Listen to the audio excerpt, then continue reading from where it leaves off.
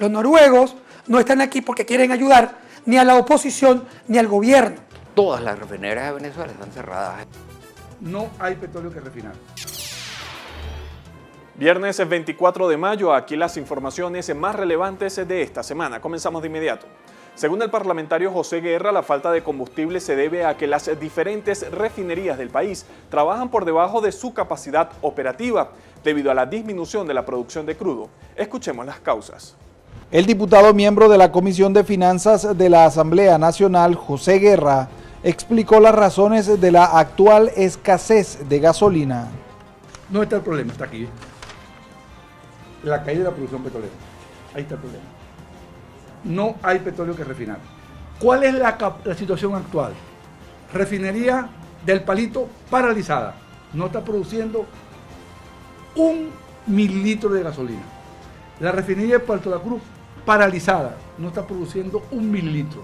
La refinería de Amuay paralizada. No está produciendo 1 mililitro. La única que queda en producción es la refinería de Cardón, Punta Cardón, que está en la parte norte del estado Falcón, y produce actualmente aproximadamente 100.000 barriles equivalentes de gasolina al día.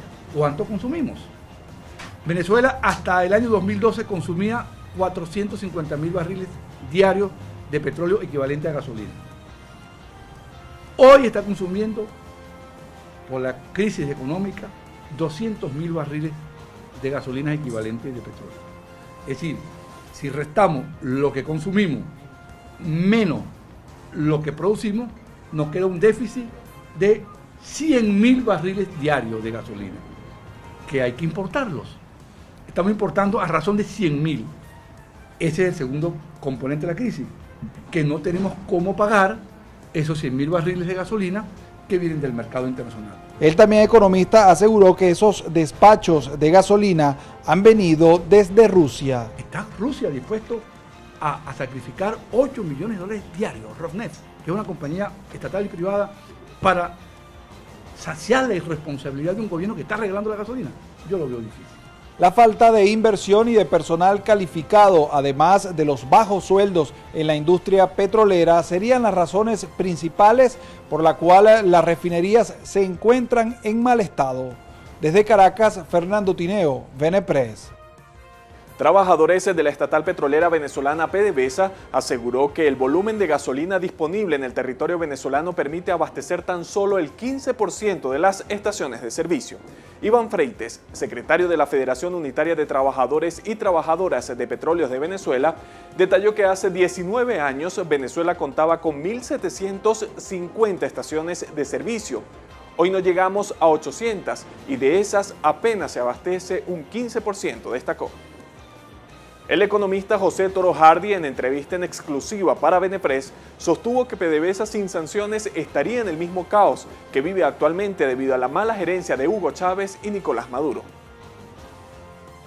Pero en este momento todas las refinerías de Venezuela están cerradas. Hay una sola que está operando, que es la de Amuay. Estuvo también la de Cardón hasta hace poco tiempo.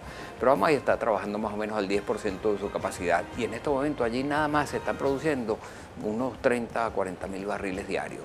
Por supuesto, el consumo, a pesar de la contracción de la economía, es mayor que eso. Eso implica que hay que importar gasolina. Pero primero, no tenemos los dólares para hacerlo. Y segundo, pues últimamente nos están afectando las sanciones. No son las sanciones la causa de la escasez, porque esto, lo que está ocurriendo es el resultado de 20 años de destrucción masiva de la economía, muy seria, muy severa. El presidente encargado de Venezuela, Juan Guaidó, definió a Nicolás Maduro como un disociado que no logrará confundir a los venezolanos. Esto en respuesta a la propuesta del llamado a elecciones parlamentarias por parte del líder oficialista. Por otra parte, Guaidó manifestó que es cínico que digan que van a ampliar un periodo de la Asamblea Nacional Constituyente cuando no se han ocupado de la crisis humanitaria, eléctrica, de agua y de gasolina que se registra en el país. Luis Vicente León aseguró que las partes involucradas en las reuniones que se llevaron a cabo en Noruega deben llegar a acuerdos que desanuden el conflicto político que se vive en el país. Reconocer, aunque a lo mejor es cierto, que no es posible negociar, es reconocer que el país va a continuar rumbo al barranco, sin solución de su problema y empeorando la vida de la población. Y además, camino a la destrucción total de su proceso económico. Tú tienes 4 años, la caída del 50% del Producto Interno Bruto. Y es probable que en este año se pierda otro 20% de la caída en PIB. O sea, todo el país, al final de este año, va a haber perdido el 70% de su capacidad productiva. Date, pues, sigue luchando 2 años más, o 3. Incluso si fueras exitoso en 3 años, tú no vas a necesitar el Fondo Monetario Internacional. Necesitas la Cruz Roja para que te tire comida en un helicóptero. Y no vas a poder salir del hueco en el que te vas a quedar. Esto es inminente, urgente. Hay que parar la destrucción del país. Hay que pararla, y para pararla, las partes se van a tener que dar cuenta que ellos también van a estar peor, ambos, igual que el país.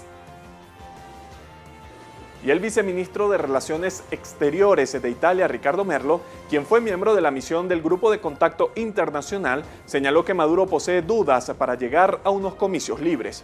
Según Merlo, Maduro empezó calificando como fascista al dirigente opositor Leopoldo López. Luego señaló a Guaidó como un neofascista, pero lo que más sorpresa causó a la misión diplomática fue su autodenominación como centro moderado.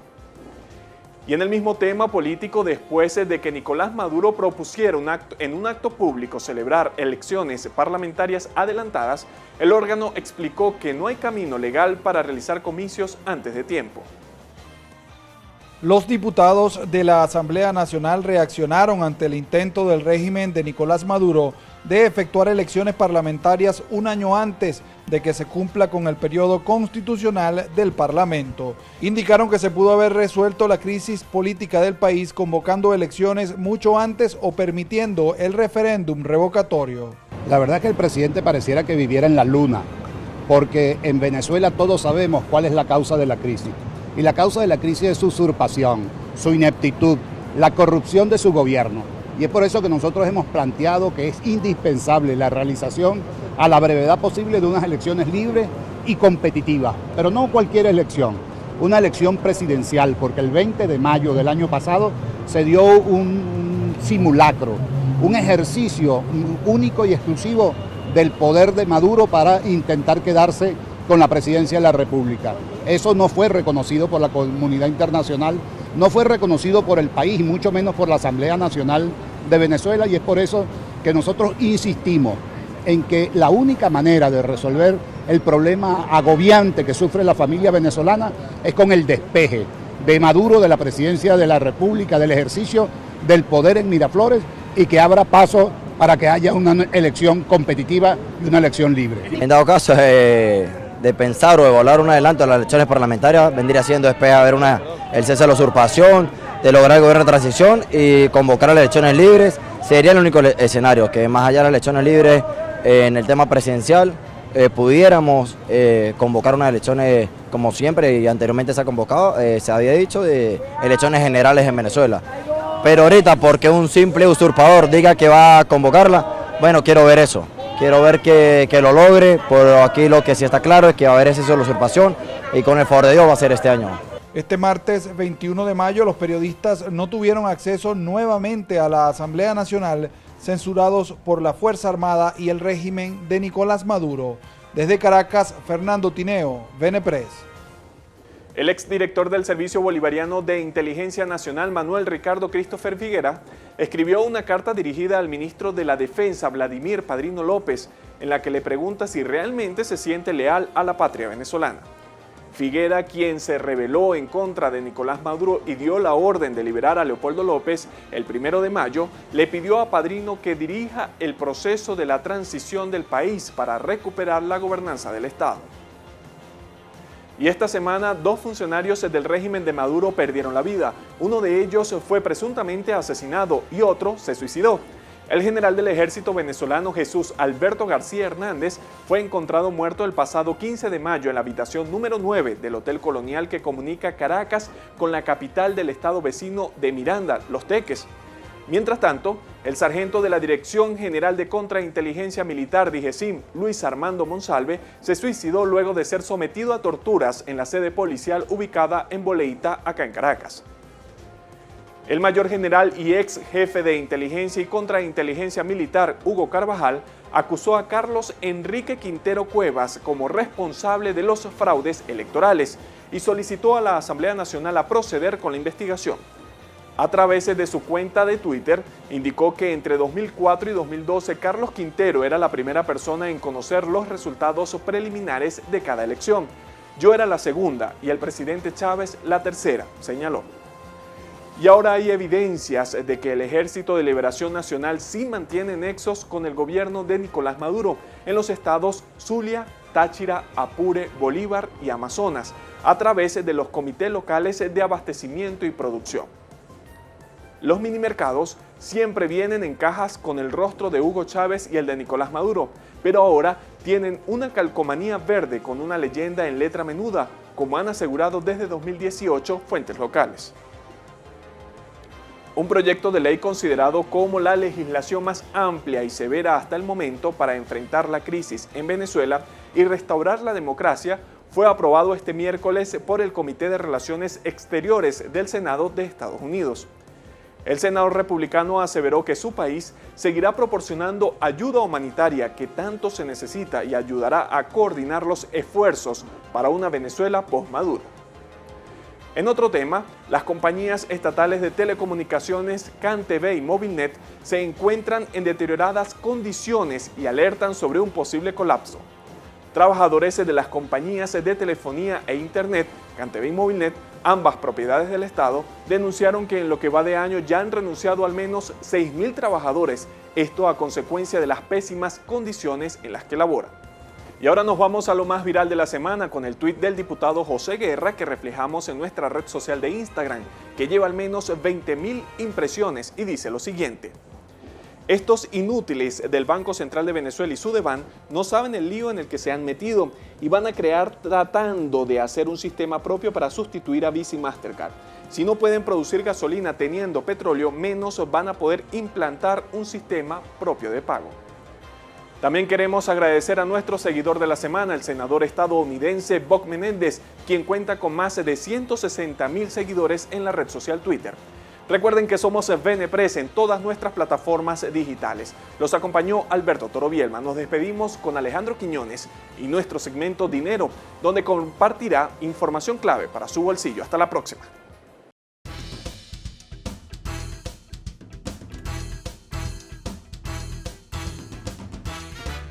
Les habla Alejandro Quiñones y esto es Dinero por Venepress. Por mucho tiempo yo me hice la pregunta, ¿qué es el dinero? Para ello tuve que irme a la historia y averiguar lo que realmente significaba el dinero. En la historia, cabe destacar que a partir de 1944, después de la Segunda Guerra Mundial, Estados Unidos emerge como la primera potencia y crea una reunión llamada la Reunión de Bretton Woods. En ese momento se hizo algo bien importante, se le colocó un colateral al dólar. Una moneda de oro equivalía a $35.